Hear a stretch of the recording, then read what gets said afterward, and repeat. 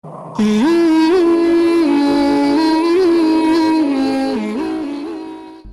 ini judulnya adalah tujuan Allah mengajarkan ajarannya. Hadirin oleh Allah Subhanahu wa Ta'ala. Kenapa manusia diciptakan oleh Allah Subhanahu wa Ta'ala? Lalu manusia diberikan kebebasan untuk memilih. Tapi dengan sebab kebebasan itulah manusia banyak melakukan dosa.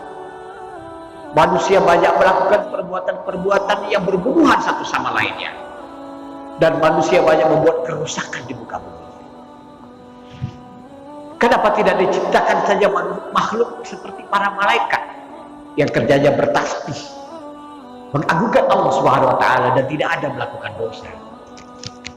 Hadirin yang oleh Allah Subhanahu wa Ta'ala, tentunya ada maksud kenapa Allah ciptakan manusia dan apa yang dibekalkan manusia untuk menjalankan kehidupannya ini. Kita tahu semua bahwa manusia telah diciptakan oleh Allah Subhanahu wa Ta'ala ini untuk menjadi khalifah di muka bumi. Dan itu adalah tujuan awal penciptaan manusia. Tentu tidak begitu saja dibekali manusia itu. Kita baca firman Allah Subhanahu wa Ta'ala surah Al-Baqarah ayat 38. A'udzubillahi minasyaitonir rajim. Bismillahirrahmanirrahim. Qul lahbitu minha jami'an fa imma yatiyannakum minni huda faman tabi'a hudaya fala khawfun 'alaihim wala hum yahzanun. Qulna, kami berfirman. Siapa itu? Maksudnya Allah Subhanahu wa Ta'ala, dan juga mengikut sertakan makhluknya, tentu para malaikat dan lain-lain. Ihbitu minha,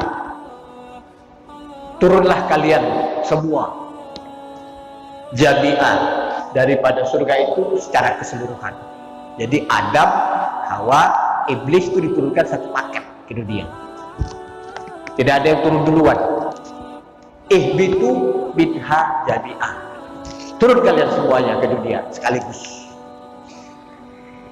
Fa imma yatiyannakum minni huda, siapa di antara kalian yang telah diberikan kepada mereka daripada petunjuk, faman tabi'a hudaya, siapa yang mengikuti petunjukmu itu, fala khaufun alaihim, maka tidak ada rasa takut, walaupun yahzanun, dan mereka tidak ada bersedih hati ataupun kekhawatiran. Hadirin Allah Subhanahu wa Ta'ala, rasa takut dan kekhawatiran inilah yang merusak kebahagiaan manusia. Padahal kita diantar ke dunia ini untuk mencapaikan kebahagiaan fid dunya hasanah wa fil akhirati hasanah. Kebahagiaan di dunia dan kebahagiaan di akhirat. Tapi kebahagiaan itu tidak akan bisa kita dapat, saudara-saudara, kalau masih ada khauf, rasa ketakutan. Kemudian yahzanun, rasa kesedihan atau kekhawatiran. Inilah yang menghalangi orang itu untuk bisa bahagia. Bahkan inilah yang menghalangi mereka untuk bisa mutmainnah ketika meninggalkan dunia ini. Ada kekhawatiran, kegelisahan itu, mutmainnah tidak datang. Karena apa? Rasa ketakutan. Ciri orang-orang yang mengikuti petunjuk Allah Subhanahu wa Ta'ala itu, Bapak-bapak dan Ibu-ibu, dia akan mendapatkan ketenangan dalam jiwanya. Kemudian dengan ketenangan itu timbul kesadaran dalam menghambakan diri kepada Allah Subhanahu wa Ta'ala. Karena yang Allah harapkan adalah kesadaran jiwanya. Allah tidak memaksakan manusia dengan kekuasaannya dan keagungannya. Padahal Allah mampu untuk mentakdirkan manusia semuanya taat. Tetapi Allah tidak menjadikan manusia seperti robot. Manusia dengan kecerdasan otaknya, kecerdasan pemikirannya, dia bisa bikin robot, Bapak dan Ibu. Robot yang kerjanya maunya apa? disuruh dia baca Yasin terus 2 hari atau 3 hari 3 malam di kuburan, hujan lebat pun dia gak peduli karena sudah di format dia baca Yasin itu di kuburan. Bikin robot yang kerjanya sholat aja 24 jam, gak tidur, tidak makan, selagi baterainya masih ada dia jalan terus. Betul Pak? Tapi robot yang sholat tadi dia tidak peduli ada orang di sebelahnya sakit, ada orang di sebelahnya meninggal dunia, ada orang di sebelahnya kelaparan. Apakah seperti itu manusia Allah menginginkan kepada manusia? Tidak Pak. Manusia punya rasa, maka Allah tidak menciptakan manusia seperti robot. Manusia dia mampu menciptakan makhluk ciptaannya seperti robot, apalagi kalau diberikan kecerdasan buatan dia mampu berkreasi karena diberikan kecerdasan buatan. Ini yang ditakutkan oleh sebagian ilmuwan, kalau sekiranya robot-robot itu diberikan kecerdasan buatan dia bisa menguasai manusia. Hadirin subhanahu wa ta'ala. Nah kalau robot itu melakukan kesalahan, sudah diprogram tapi salah, yang disalahkan siapa? Yang bikin robot atau robotnya? Tentu yang bikin robot. Nah manusia itu karena dia diberikan kesadaran, dibangkitkan kesadarannya, dia diberikan kebebasan untuk memilih, maka tidak bisa dipersalahkan Allah atas semua yang terjadi pada diri kita. Ini sudah ditakdirkan Allah, nggak bisa, karena Allah telah memberikan pilihan sejak awal. Hanya 2 makhluk yang tidak diformat, dia bisa berkreasi sendiri, sehingga Allah mengatakan, wahai manusia, kamu mau kafir, kafirlah kamu, tapi ingat ini balasannya. Kalau kamu beriman, berimanlah kamu, dan inilah balasannya. Allah tidak memaksa. Jadi kita kalau jadi pemimpin nggak boleh maksa Pak. Harusnya begini, nggak boleh. Allah sendiri aja nggak memaksa. Itu Allah telah ajarkan kepada kita. Hadirin Allah subhanahu wa ta'ala. Jadi orang yang mengikuti petunjuk Allah subhanahu wa ta'ala yang diajarkan oleh Allah subhanahu wa ta'ala kepada para nabi dan rasul, kepada utusannya 124.000 nabi, 315 para rasul, itu menyampaikan inti ajaran yang sama, ajaran Allah. Karena semua para nabi dan rasul itu tak punya ajaran Bapak dan Ibu, semuanya ajaran Allah. Nuh nggak punya ajaran, Adam nggak punya ajaran, Musa nggak punya ajaran. Siapa yang punya ajaran? Allah. Maka dikatakan ajaran Allah. Ajaran Allah itulah sebenarnya Islam. Mulai dari Nabi Adam sampai khataman Nabiin Muhammad SAW, itu Islam. Bedanya apa? Bedanya cuma dari segi tugas dan perannya dalam hal menyampaikan kepada kaumnya, kepada bangsanya, kepada sukunya, atau kepada umatnya. Kalau Nabi kita, Nabi umat seluruh alam Pak, itu keistimewaannya. Kalau selain dari Nabi Muhammad, Nabi kaum, Nabi bangsa, berlaku pada wilayahnya saja dan masanya dia saja. Tapi Nabi Muhammad SAW menutup semuanya. Maka agama Islam yang dibawa oleh Muhammad telah disempurnakan. Kamilun, sempurna, wa mutakamilun, dan menyempurnakan. Agama-agama yang dibawa oleh para nabi dahulu atau syariat-syariat yang diajarkan kepada mereka dalam agama yang mereka sampaikan kepada kaumnya, kepada umatnya, kepada bangsanya, itu apakah sama? Tidak sama. Tapi intinya sama. Ada 2 dalam ajaran Allah itu yang paling pokok, yaitu menyangkut hablum minallah, bagaimana manusia berhubungan kepada Allah, dan yang kedua hablum minannas Bapak, bagaimana manusia berhubungan kepada sesamanya. Bapak bukalah semua kitab suci yang ada sekarang peninggalan di dunia, isinya cuma 2. Apa saja Bapak buka? Bapak boleh kitab Injil Bapak buka, kitab Taurat, atau kalau ada Zabur, buka Zabur. Ke Quran udah jelas. Bapak buka lagi yang agama lain, Weda, ya, Hindu, isinya 2 itu juga. Bapak buka Tripitaka, Bapak buka kitab agama Konghucu, Bapak buka kitab agama sucinya Zoroaster, dan semuanya Isinya cuma dua, Bapak. Bagaimana dia berhubungan kepada Tuhan semesta alam dan bagaimana dia berhubungan kepada sesama. Tapi syariatnya berbeda. Maka kita katakan lakum dinukum waliyadin. Karena itu kita tak boleh menghina. Sebuah agama yang dibawa oleh para nabi itu sudah sempurna di zamannya dan untuk kaum itu sesuai dengan keadaannya. Tapi Nabi Muhammad SAW membawa agama yang disempurnakan. Agama itu istilah kita. Dulu gak ada istilah agama, din yang ada. Din itu adalah ajaran dalam kehidupan. Dinul Islam, ajaran pola kehidupan. Bagaimana manusia menjalani kehidupan. So, dinul Islam artinya. Dalam bahasa kita dijadikan agama. Nah kita terimalah karena itu sudah istilah populer Bapak dan Ibu. Sebenarnya agama itu adalah syariatnya. Maka syariat agama tidak sama.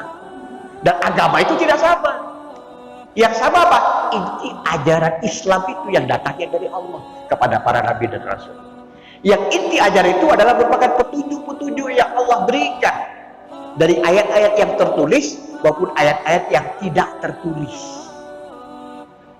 Jadi ada dua ayat Allah, yang tertulis dan ayat-ayat yang tidak tertulis. Di antaranya alam semesta. Tidak ada satupun kaum yang tidak diturunkan nabi dan rasul. Surah An-Nahl menyebutkan walaqad ba'atsna fi kulli ummatin rasulan. Dan kami telah mengutus pada setiap kaum, setiap bangsa, setiap suku itu utusan dari Allah Subhanahu wa taala. Intinya apa utusan Allah itu? Membangkitkan kesadaran pada jiwa manusia. Supaya manusia bisa melakukan hablum minallah wa hablum minan nas dengan baik. Yang ujung-ujungnya apa?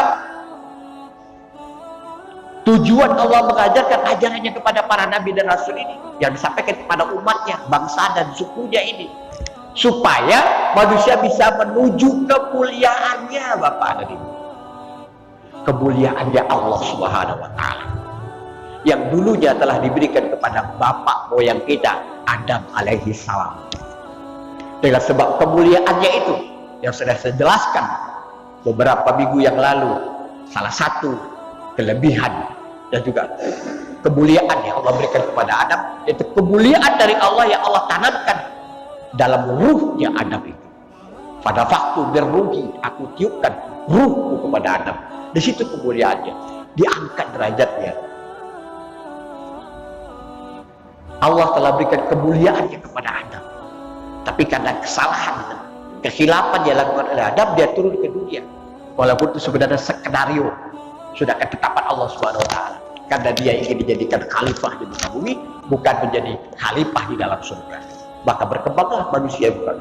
Di dunia ini baru Adam alaihissalam mulai dari nol, dididik oleh Allah, ditempa, dibentuk, dididik sampai diuji oleh Allah Subhanahu wa taala, baru dia dimuliakan di atas muka bumi ini. Dan itu sama dengan kita. Seluruh para nabi dan rasul bukan langsung jadi nabi, bukan jadi nabi, rasul. Dia menjalankan kemanusiaannya seperti kita juga. Dia berkeluarga, dia punya anak, punya istri, punya ipar, dia bekerja mencari nafkah, dan seterusnya. Dia bermasyarakat sama seperti kita. Dia menjalani kehidupan sebagai manusia, tetapi dia mendapat petunjuk dari Allah Subhanahu wa taala untuk menyampaikan kepada umatnya. Kemudian yang kedua, dengan ajaran Allah Subhanahu wa taala, apa tujuannya ini diberikan kepada manusia melalui para nabi dan rasul itu adalah bagaimana manusia menjadi rahmatan lil alamin sebenarnya. Kalau Nabi Muhammad seluruh alam, kalau manusia itu menjadi rahmat bagi dirinya dan lingkungannya, mulai daripada keluarga. Jadi ketika manusia sudah menjalani kehidupan sesuai dengan petunjuk yang Allah berikan melalui para nabi dan rasul tadi, manusia dapat menuju kemuliaannya dan manusia diharapkan bisa menjadi rahmat dengan dalam realitas kehidupannya. Karena kalau hanya sekedar ibadah Bapak dan Ibu, kita pun mampu menciptakan makhluk robot namanya yang kerjanya zikir saja. Suruh dia zikir 1 bulan tak berhenti. Selagi baterainya ada, dicolokin terus, hidup terus dia Pak. Di powerbank zikir aja, zikir terus dia. Gelek terus dia. Suruh dia sholat terus, di format dia sholat terus. Suruh dia baca Quran terus, baca Quran terus. Apa seperti ini? Tidak.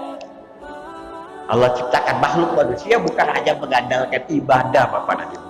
Jangan kita andalkan ibadah kita, tapi justru yang menjadikan kita diangkat derajatnya karena kebaikan rahmat yang kita lakukan kepada kehidupan kita ini, kepada sesama. Mulai kepada keluarga kita, bagaimana keberadaan kita itu memberi rahmat kepada anak-anak kita, kepada istri kita, dan kita merasakan bahagia karena Allah memberikan petunjuk itu mendapatkan bahagia. La khaufun alaihim wala hum yahzanun. Itu kebahagiaan, Bapak dan Ibu. Tidak ada rasa takut dan tidak ada kekhawatiran. Jadi kalau Bapak dan Ibu masih membawa takut dan kekhawatiran itu sampai mati, itu meninggalnya nggak mutmainnah, tidak muslim. Kalau dikatakan wala tamutunna illa wa antum muslimun, jangan kamu mati melainkan dalam keadaan muslim, itu mutmainnah. Inilah serendah-rendahnya derajat yang diterima Allah jiwanya. Selebihnya jiwa tidak tenang. Di atasnya ada lagi jiwa yang telah sampai. Itu yang paling tinggi. Para nabi dan rasul itu jiwa yang telah sampai menuju Allah SWT ketika dia hidup di dunia. Jadi berat. Kita sampai kepada mutmainnah, sudah besar karunia Allah kepada kita. Kita jalani, Bapak dan Ibu. Jadi Allah mengajarkan kepada para nabi dan rasul ajarannya itu supaya manusia dapat menuju kemuliaannya, berproses. Nah, supaya manusia dengan dia ada kesadarannya menjalankan petunjuk yang Allah berikan ini, dia mendapatkan kebahagiaan sehingga dia bisa membahagiakan orang lain, menjadi rahmatnya, rahmat dalam keluarganya, rahmat dia sebagai RT, rahmat dia sebagai RW, rahmat dia sebagai bupati, rahmat dia sebagai gubernur, rahmat dia sebagai presiden, rahmat dia sebagai masyarakat. Apapun kita, peran kita, tugas kita, kita menjalankannya itu dengan bahagia sehingga bisa membahagiakan orang lain. Bapak Ibu hadirin yang kalian muliakan Allah Subhanahu wa taala, Rasulullah berpesan, "Khairukum anfa'ukum linnas."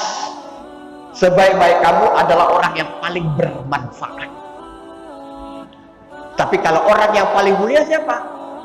Inna akramakum indallahi atqakum, kata Allah. Yang paling mulia di antara kamu adalah orang yang paling takwa. Tapi orang yang paling baik di antara kamu semua adalah orang yang paling bermanfaat dalam kehidupannya. Semoga kita dapat menjalankan kehidupan ini sehingga kita betul-betul paham apa sih maksud dan tujuannya Allah mengajarkan ajarannya kepada para nabi dan rasul yang disampaikan kepada kita. Dalam rangka apa? Dengan kesadaran kita menuju kemuliaan Allah SWT yang dulu telah Allah berikan kepada Adam alaihissalam. Kemudian kita jalankan petunjuk yang Allah berikan melalui para nabi dan rasul dengan kesadaran, bukan dengan pemaksaan. Karena yang Allah kehendaki adalah kesadaran kita, kesadaran jiwa manusia itu. Karena jiwa itulah yang beribadah, jiwa itulah yang bertanggung jawab, dan jiwa itu yang merasakan susah, jiwa itu juga yang merasakan bahagia. Sehingga kebahagiaannya itu dia bisa membawa kepada kebahagiaan kepada orang lain. Dia memberi rahmat, mendatangkan rahmat dimanapun dia berada. Subhanallah wa bihamdihi, subhanakallah wa bihamdika, asyhadu an la ilaha illa anta, astaghfiruka wa atubu ilaik. Assalamualaikum warahmatullahi wabarakatuh.